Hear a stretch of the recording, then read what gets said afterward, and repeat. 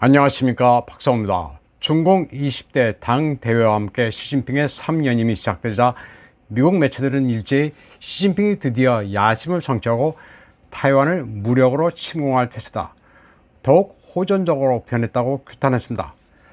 그런데 괴이한 것이 정작 바이든 행정부는 시진핑에 대해 적극적으로 만나자고 하고 있습니다.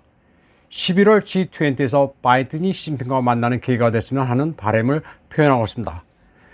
미 국무부의 프라이스 대변인도 그렇고 백악관 NSC 대변인 커비도 마찬가지입니다. 프라이스는 중공의 20차 당대회로 인해 대중공 스탠스가 달라지지는 않을 것이라고 했습니다. 커비는 백악관이 바이든 시진핑의 면담을 추진하고 있다고 밝혔습니다. 그런데 이에 대한 중공의 반응은 좀 싸늘합니다. 왕이는 시진핑과 바이든의 면담권과 관련해 뭐라 할 얘기가 없다고 말했습니다.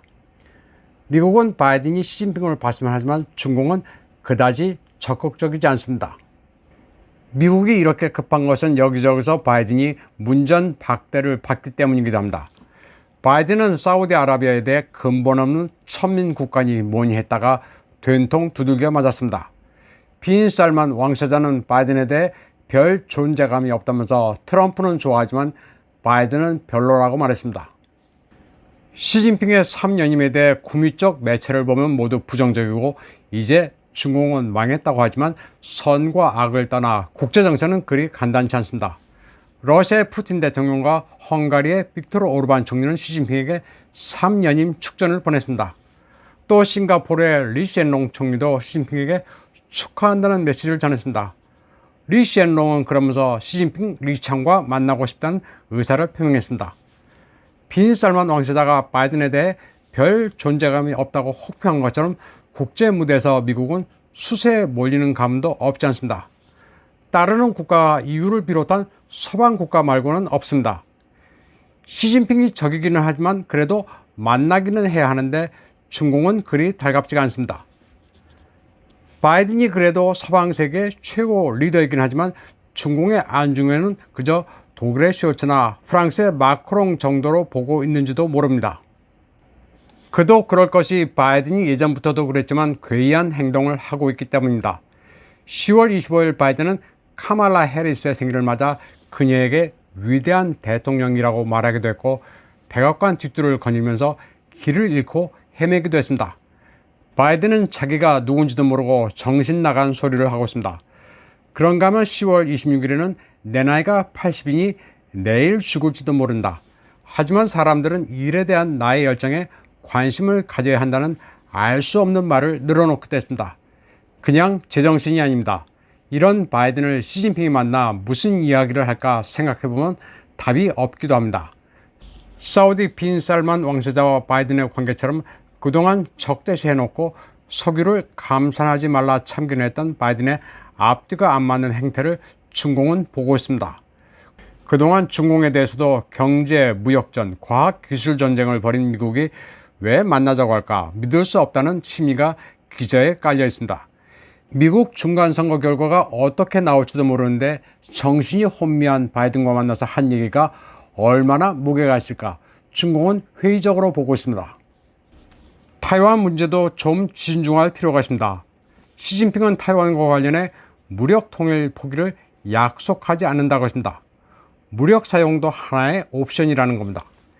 일부 매체들은 이를 무력 통일도 불사한다고 제목을 뽑았는데 굉장히 무지막지한 번역입니다. 무력 통일 포기를 약속하지 않는다는 말과 무력 통일도 불사한다는 말은 같지 않습니다. 그러면서 무력 침공의 시점은 언제가 될 것이라는 추측을 마구 내놓는데 대체로 아니면 말고입니다. 인디언 기우제식입니다. 20대 당대회에서 나타난 타이완 정책은 촉통, 통일 촉진과 촉융합, 융합 촉진, 그리고 타이완 독립 반대와 외세 개입 반대입니다. 그리고 이러한 통일 방침에 기초해서 무력 사용 카드를 버리지는 않겠다는 겁니다. 중공이 타이완 해협에서 계속 군사적 긴장의 수위를 높이고 있지만 일단은 우크라이나 사태를 계기로 나토를 아시아로 확장해 중공을 포위하려는 데 대한 공세적 반발로 보는 게 맞습니다. 무력 사용 카드를 강하게 보여주면서 미국을 압박하고 있는 겁니다. 미국은 유라시아 양편에서 동시에 전쟁을 수행할 능력 자체가 없다는 것을 중공은 잘 알고 있습니다. 미국과 유럽은 러시아, 중공 등에 대해 제재를 유효한 카드로 여기고 남발하고 있는데 이제 이게 통하지가 않고 조롱만 당하고 있습니다. 이란이 러시아에 대해 천연가스 수송 가스터빈을 제공하기로 한 데 이어 군 최고사령관도 EU의 제재를 조롱했습니다. 모하마드 바게리 이란군 사령관은 EU가 자신을 제재 대상으로 올린 데 대해 그들이 자기 자산을 훔쳐 유럽 사람들을 위한 석탄을 구입하려 한다면서 마음대로 해보라고 말했습니다. EU가 주인인 미국의 지령에 따라 제멋대로 재산을 동결한다 뭐한다 하는데 힘든 겨울이 다가왔으니 그럴만도 하다면서 콧방귀를 낀 겁니다. 모하마드 바게리 수장은 무기 금수 조치를 위반하고 우크라이나에 감리까지 드론을 공급했다는 이유로 다른 두 이란 관료와 함께 영국과 EU의 제재 명단에 올랐습니다. 그는 유럽이 미국의 방침을 맹종하는 것을 두고 맹인이 맹인을 인도한다고 조롱했습니다. 바게리 사령관은 EU가 2019년 11월 이란이 미 재무부의 제재를 받은 사실을 상기시키면서 이란군이 위협을 기회로 만들었다고 말했습니다. 제재 초기에는 이란군이 다른 나라로부터 철조망도 구매할 수 없었지만 자급자족의 대성공을 거둬 이제는 많은 나라들이 이란산 미사일과 드론을 구매하기 위해 줄을 선다고 말했습니다. 다음 소식입니다.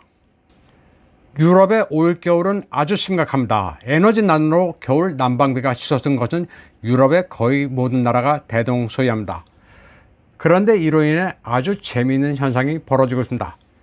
영국의 한 저가 항공사는 겨울에 국내에 머무르는 것보다는 이집트에서 28일 동안 지내는 게 싸게 먹힌다면서 패키지 상품을 내놨습니다.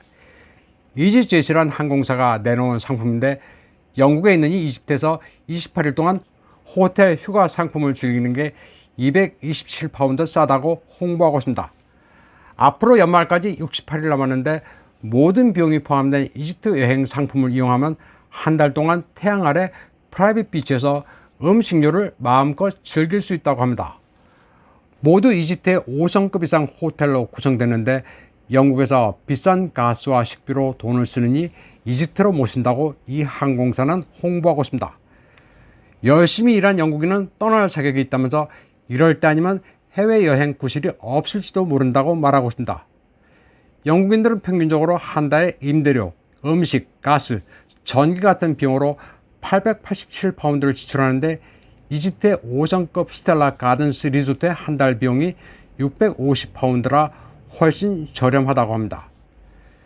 영국인들은 세계적으로 유명한 리조트 레스토랑에서 올 인클루시브 식사와 무료 스낵, 무제한 음료가 포함된 28일 7일을 보장받는다면서 프라이빗 비치에서 뒹굴뒹굴하거나 마음대로 수영을 즐길 수도 있다고 합니다.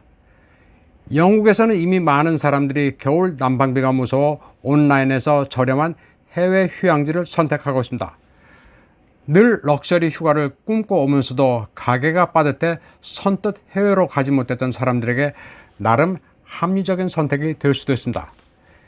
영국 역사상 최악의 혹한이 될 이번 겨울에 이집트 리조트 주변의 평균 온도는 20도에 머물기 때문에 국내에서 궁상맞게 떠오르니 비행기를 타자는 사람들이 줄을 잇고 있습니다. 이번 방송은 여기까지 하겠습니다. 시청해주신 여러분 감사합니다.